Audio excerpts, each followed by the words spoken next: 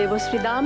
আমি একজন scientist, zoological survey of India, marine aquarium regional centre Digha, পূর্ব মেদিনীপুর থেকে এসেছি।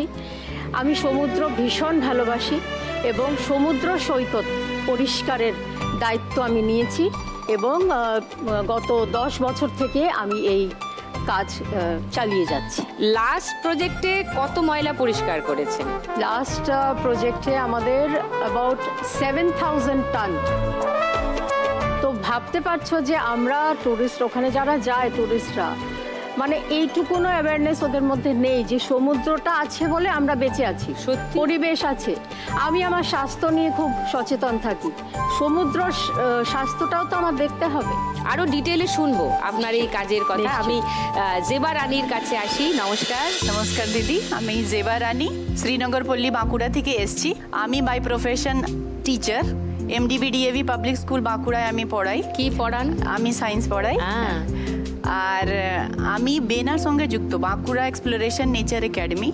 এটা একটা NGO যেটা পাহাড় নিয়ে মেনলি কাজ করে, আর অ্যাডভেঞ্চার স্পোর্টস প্লাস এটা মানে পরিবেশটাকে পরিষ্কার রাখার কাজ। কোন কোন পাহাড়ে কাজ করেন জেবা? এই পুরুলিয়া আর বাঁকুড়ার যে পাহাড়গুলো আছে, যেমন শুশুনিয়া, মাঠাবুরু, তারপরে পাখি পাহাড়। আমাদের মোটো হচ্ছে কি আমরা মানে যেখানেই যাব আমরা ওইখানে কিছু নোংরা করে আসবো না, মানে আর ক্লিন করে আসবো। আর আমাদের ক্যাম্প করা হয়, তো ক্যাম্পে একটা নেচার স্টাডি ক্যাম্প হয় যেটাতে আমরা খুব ছোট বাচ্চাদেরকে নিয়ে ডিল করি আর ওদেরকে এগুলোই শেখাই।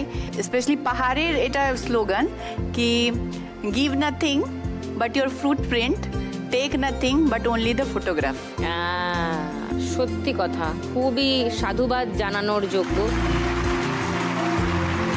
যুথিকার কাছে আসি। নমস্কার।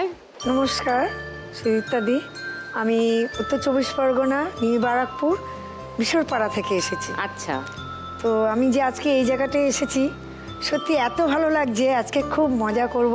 হ্যাঁ নিশ্চয়ই। হ্যাঁ, আর আমি এসেছি এই পরিবেশ দূষণ বা ভালো সবুজায়নতে আমরা যাতে আরও সুন্দর করে ভরে রাখতে পারি। আপনি সবুজায়ন নিয়েই কাজ করেন, সবাইকে বিনা পয়সায় গাছ আপনি দান করেন শুনেছি। কত গাছ এখন অবধি মানুষকে দান করেছেন?